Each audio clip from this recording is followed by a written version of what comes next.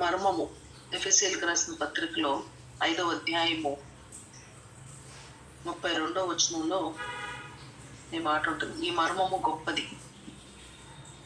ఈ మర్మాన్ని గురించి కొంచెం మనం ముందుకు వెళ్తే గొప్ప మర్మాన్ని మనం అర్థం చేసుకోవడానికి ప్రయత్నం చేద్దాం. ఇక్కడ పౌలు గారు మరి స్త్రీల గురించి, పురుషుల గురించి, వివాహం ఎలా ఉండాలి అనేది చెప్తూ ఇక్కడ మన వివాహముల గురించి మాత్రమే కాదు కానీ మరి పరిశుద్ధమైన వివాహం గురించి చూడండి. ఒక్కసారి 25వ వచనం నుంచి మనం చూస్తే, పురుషులారా మీరును మీ భార్యలను ప్రేమించుడి. ఇక్కడ పురుషులకి చెప్పబడిన మాట, దాని పై మాట స్త్రీల గురించి, ఇవన్నీ మనకు తెలిసిన పాఠ్యభాగమే. మనం మెయిన్ పాయింట్ తెలుసుకోవడం కోసం మనం అక్కడి నుంచి స్టార్ట్ చేస్తున్నాం. పురుషులారా మీరు మీ భార్యలను ప్రేమించుడి, అటువలే క్రీస్తు కూడా సంఘమును ప్రేమించి అది కళంకమైనను ముడత అయినను అట్టి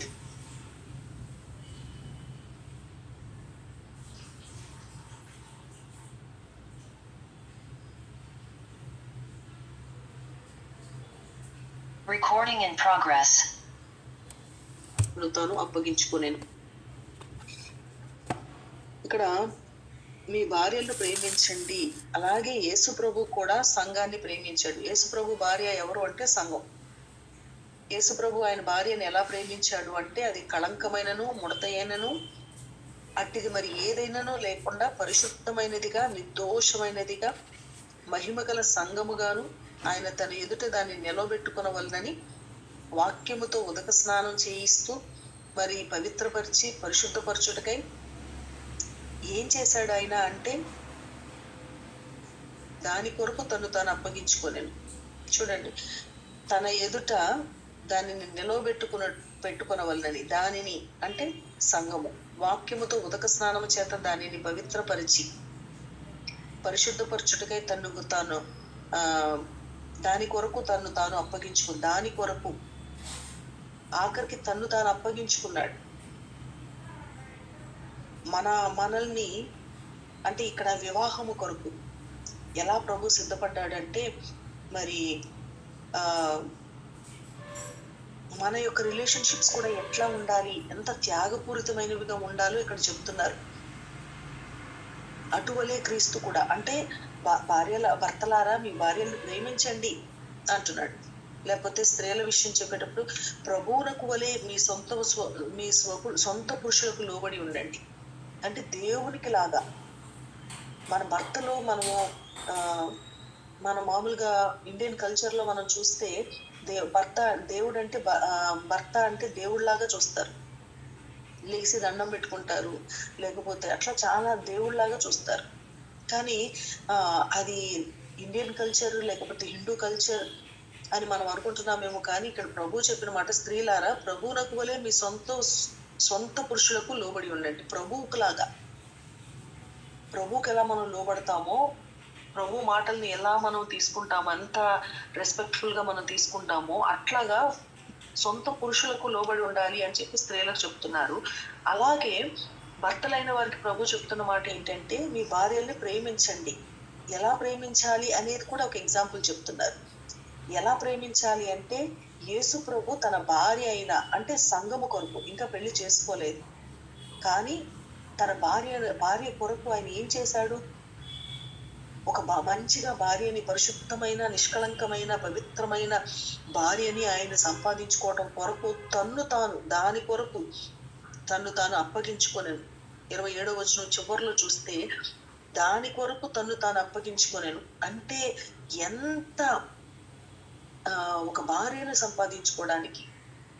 నిజంగా మన యొక్క కల్చర్లో భార్య అంటే మరి చాలా విలువ లేని ఇదిలాగా చూస్తారు. భార్య అంటే చులకనగా వివాహం చేసుకున్నప్పుడు కూడా కొన్నిసార్లు కొంతమంది పిల్లలు చెప్తా ఉన్నప్పుడు నీకు మా పిల్లోడికి అసలు నువ్వు తగవు, నిన్ను చేసుకోవాల్సి వచ్చింది, మా వాడికి నువ్వు అన్నట్లు చాలా అంటే మగవాడు చాలా గొప్పగా అన్నట్టు మాట్లాడతారు. కానీ ఎక్కువే కావచ్చు. కానీ భార్య కొరకు భార్యని తక్కువ చేసి, ఇక్కడ యేసు ప్రభు భార్యను తక్కువ చేయలేదు కానీ తను చేసుకోబోయే భార్య కొరకు తాను అప్పగించుకున్నాడు. తన ప్రాణాన్నే పెట్టినట్లుగా చూపిస్తున్నాడు. అంటే ఎంత విలువనిచ్చాడు. తను చేసుకోబోయే భార్య అంటే సంఘము, మనందరము కూడా దానిలో ఉన్నాం సంఘములు. ఆ సంఘానికి ఎంత విలువనిచ్చాడు. ఈ రోజుల్లో భర్తలు భార్యకి విలువ ఇవ్వనట్టుగా కనబడుతుంది. ఇవ్వడం లేదు. భార్య అంటే విలువలేనట్లుగా చూస్తున్నారు. కానీ ఇక్కడ ప్రభు భార్యని విలువలేనట్లుగా చూడలేదు. కానీ భార్య కొరకు, భార్యని పరిశుద్ధపరచుకోవడం కొరకు, వధువు సంఘాన్ని కొరకు ఆయన తాను అప్పగించుకున్నాడు. ప్రాణము పెట్టాడు. అంటే ఎంత రెస్పెక్ట్ ఇచ్చాడో, ఎంత ప్రేమించాడో, ఎంత సాక్రిఫైస్ చేశాడో అక్కడ మనకు కనబడతా ఉంది.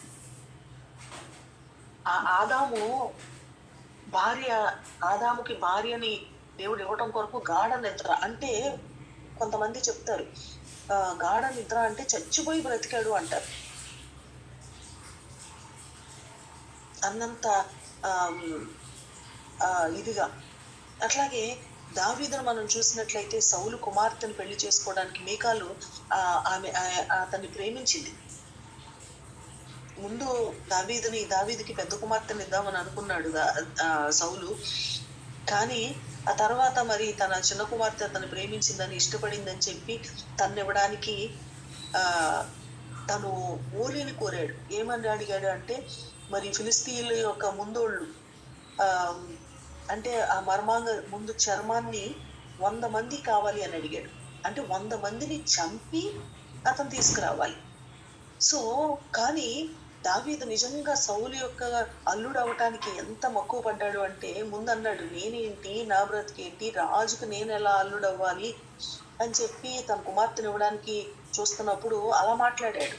కానీ ఆ ఛాన్స్ తనకు వచ్చినప్పుడు దాన్ని ఎంత వాల్యుబుల్ గా దాన్ని తీసుకున్నాడు అంటే, ఆ 100 మంది ఫిలిస్తీన్ల యొక్క ముందోళ్ళు మాత్రమే తీసుకురావడానికి తను ప్రయత్నం చేయలేదు. కానీ తన ప్రాణాన్ని తెగించి శత్రువు యొక్క సైన్యంలోకి, శత్రువు యొక్క సరిహద్దుల్లోకి వెళ్ళి 100 మందిని కాదు 200 మందిని చంపి 200 మంది యొక్క ముందోళ్ళని తీసుకొని వచ్చి రాజు ముందు పెట్టి తను చేసుకున్నాడు.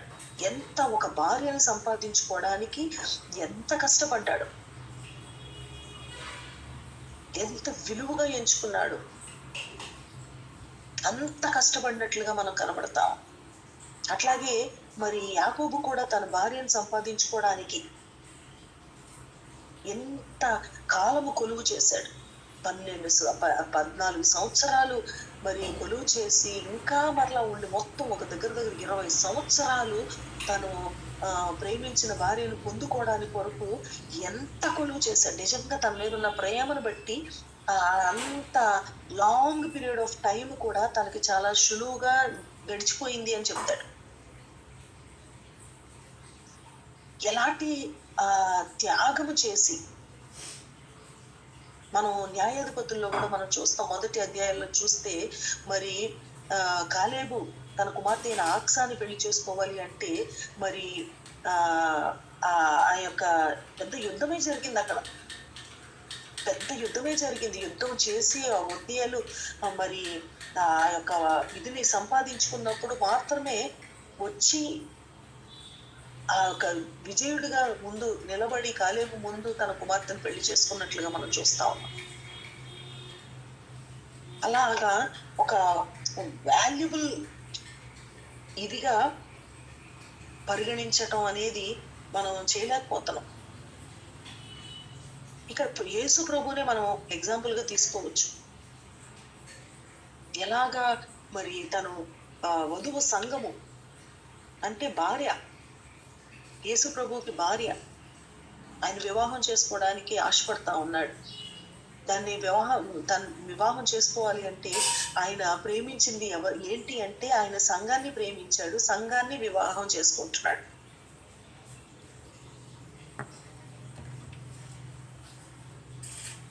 సో అట్లా ఆయన ప్రేమించిన తన యొక్క సంఘాన్ని మరి వధువులాగా పోల్చబడి ఆయన వివాహం చేసుకోవడానికి ఎలాగా తన ప్రాణాన్ని అర్పించాడు.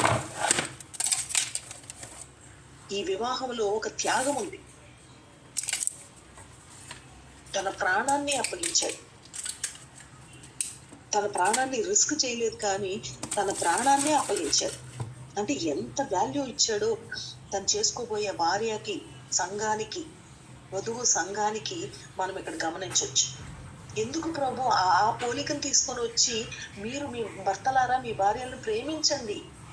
క్రీస్తు కూడా ఇలాగే ప్రేమించాడు. తను చేసుకోబోయే భార్యని ఇంకా పెళ్లి చేసుకోలేదు ఆయన, కానీ ఎంత ప్రేమించాడు అంటే తన ప్రాణాన్ని పెట్టినంతగా ప్రేమించాడు. నిజంగా ఒక భార్యాభర్తల అనుబంధం అనేది ఎంత ప్రెషియస్ అనుబంధం అంటే, ఎంత విలువైన అనుబంధం అంటే, దానిని ఎంత నీచపరుస్తున్నారు. ఎక్కడ అపవాది క్రైస్తవ జీవితాన్ని దెబ్బ కొడుతున్నాడు అంటే వివాహ బంధము దగ్గర దెబ్బ కొడుతున్నాడు. వివాహములోనే అనేకమైన వివాహాలు కుప్పకూలిపోతాయి. ఎంత చక్కని పెళ్లి చేసుకొని చక్కగా ఉండాల్సిన వివాహ బంధాలు ఎలాగ కుప్పకూలిపోతున్నాయి. భార్య చూస్తే వేరే వాళ్ళతో మాట్లాడడం, వేరే వాళ్ళ గౌరవంగా ఎంచుకోవడం, భర్తలను చూస్తేనేమో వేరే అమ్మాయిలని ప్రేమించటం. ఎట్లాగే ప్రేమిస్తున్నారు. యేసుప్రభు నిజంగా సంఘం కొరకు ప్రాణం పెట్టినంతగా ప్రేమిస్తున్నారు, కానీ చేసుకున్న భార్యల్ని కాదు, ఇంకెవరినో ప్రేమిస్తున్నారు.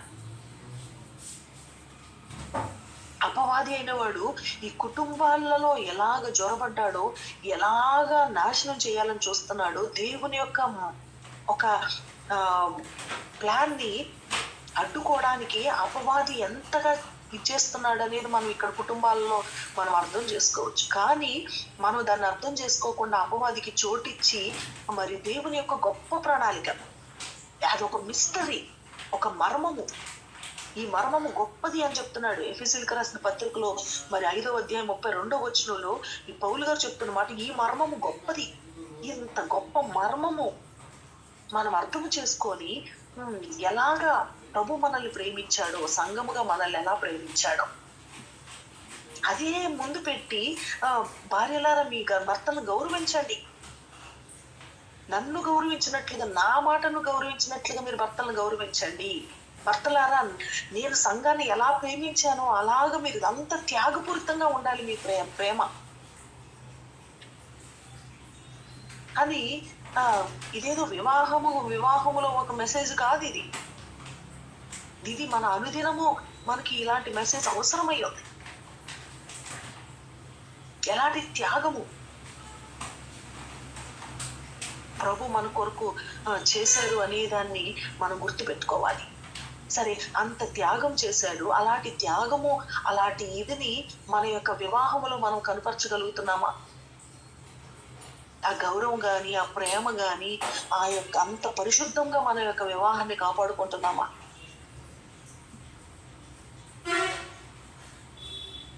యేసు ప్రభు చేసిన త్యాగం గురించి మనం చెప్పేటప్పుడు ఎంత గొప్పగా చెప్పొచ్చు.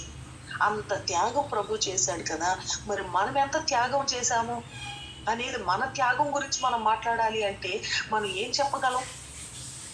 మన లైఫ్ లో నుంచి తీసి ఎగ్జాంపుల్స్ ని మనము త్యాగము చేసి మనం ఎంత త్యాగం చేశామో, ఎలాగ ప్రభు తను తాను అప్పగించుకున్నాడో సంఘం కొరకు అనేది రిలేట్ చేస్తూ మన యొక్క త్యాగాన్ని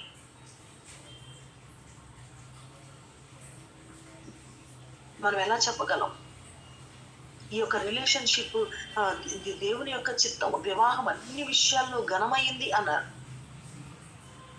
ఏంటి ఘనమైంది? ఏంటి అంత ఘనము అంటే మర్మముతో కూడింది. ఎలాంటి మర్మం ఉందో చూడండి వివాహ బంధములు. దయచేసి ఎలాగా భర్తల్ని ట్రీట్ చేస్తున్నారు భార్యలైన వాళ్ళు, లేకపోతే భర్తలు భార్యల్ని ఎలా ట్రీట్ చేస్తున్నారు,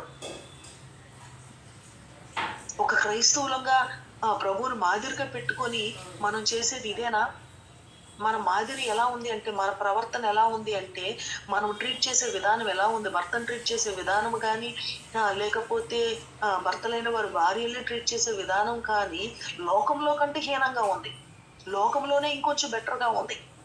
లోకంలోనే భార్యలైన వాళ్ళు భర్త మాట వింటున్నారు, భర్తను ప్రభులాగా చూస్తున్నారు, దండం పెట్టుకుంటున్నారు, జాగ్రత్తగా ఉంటున్నారు, చెప్పిన మాట వింటున్నారు. కానీ ప్రభువుని ఎరిగిన వారంగా మనము లోకములో కంటే ఇంకా బెటర్గా ఉండాల్సిన మనము లోకములో కంటే హీనంగా ఉన్నాము అంటే ఒక్కసారి అర్థం చేసుకోండి. అంత హీనముగా మనం బ్రతకడానికి కొరకు కాదు ఇక్కడ ఇంత మాదిరిని ప్రభు చూపించింది. ఒక్కసారి మనం అర్థం చేసుకోవాలి. ఇది సీరియస్ గా ఆలోచించాల్సిన విషయం.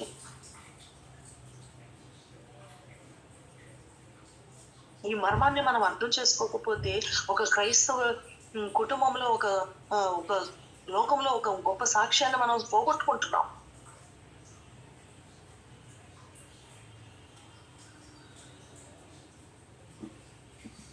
ఎంత మనం నిజంగా ఇలాంటి మాదిరిని మనం చూపిస్తే, ఈ మర్మాన్ని మనం అర్థం చేసుకొని ఇలాంటి మాదిరిని చూపిస్తే మనుషులు ఎగబడతారు, క్రైస్తవ వివాహాలు చేసుకోవడానికి ఎగబడతారు.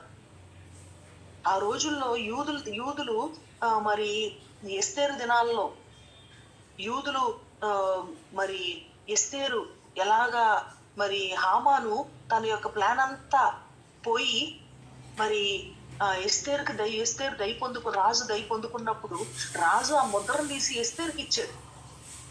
ఆ రోజుల్లో ఎక్కడ యూదులైన వారు కాకపోతే వాళ్ళని చంపేస్తారు అన్న భయముతో అనేకులు యూదుల మతాన్ని అవలంబించారు. ఒక భయముతోటి యూదుల మతాన్ని అవలంబించారు. కానీ ఇక్కడ భయముతో కాదు, అబ్బా క్రిస్టియన్ని ఒక క్రైస్తవుని పెళ్లి చేసుకుంటే భార్యని క్వీన్ లాగా చూస్తాడు అనే టాక్ ఉందా మన ప్రపంచంలో? ఒక క్రైస్తవుడైతే తను అర్పించుకున్నంతగా ప్రేమిస్తాడు. ఒక క్రిస్టియన్ ఉమెన్ అయితే భార్యని భర్తను గౌరవిస్తుంది, అబ్బా దేవుళ్లాగా చూస్తుంది అన్న మాటలు మనం ఎక్కడన్నా విందామా? ఈ మర్మాన్ని అర్థం చేసుకున్న క్రైస్తవులుగా మనం జీవిస్తే మనము మనల్ని చూసి అనేకులు క్రిస్టియన్ అవడానికి ఇష్టపడతారు. ఎందుకంటే ఎన్ని బాధలు పడుతున్నారు ఈ భార్యాభర్తల అనుబంధంలో. ఒక నమ్మకత్వం లేని పరిస్థితులు కనబడతా ఉన్నాయి. ఒక క్రైస్తవులు అని చెప్పుకుంటున్న మనము, దేవుని యందు విశ్వాసం ఉంచామని చెప్తున్న మనము, ఆయన రక్తములో కడగబడ్డామని చెప్తున్న మనము వాక్యానుసారంగా నిజంగా జీవిస్తే అబ్బా ఈ లోకం ఎప్పుడో అందరూ క్రైస్తవులు అయిపోయేవాళ్ళు. ఇప్పటికైనా ఒక ప్రత్యేకమైన కుటుంబముగా మన కుటుంబం ఉండాలి, క్రీస్తును కలిగిన కుటుంబముగా ఉండాలి, దేవుని ఆత్మ కలిగిన కుటుంబముగా నా కుటుంబం ఉండాలి, నా కుటుంబంలో ఈ మర్మాన్ని నేను ఫాలో అవ్వాలి.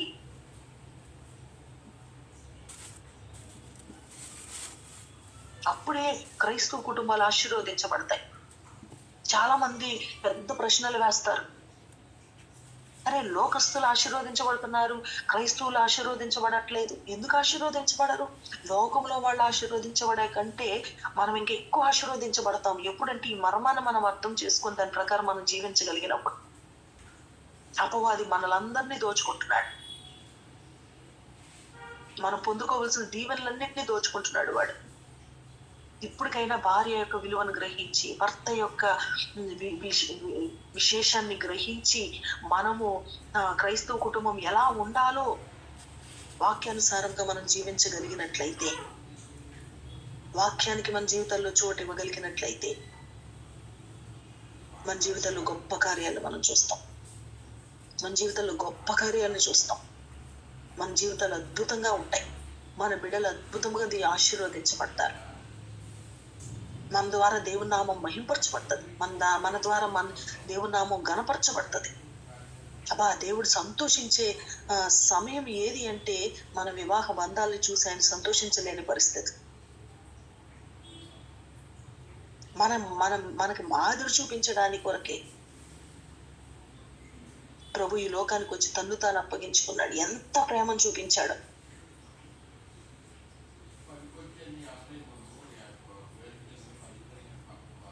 కాబట్టి ప్రభువును మనం ముందు పెట్టుకుందాం.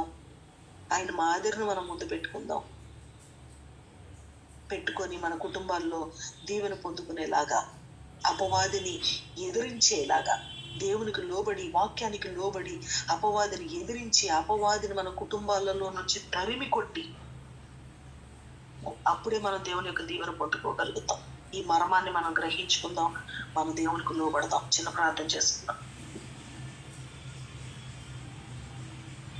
Recording stopped.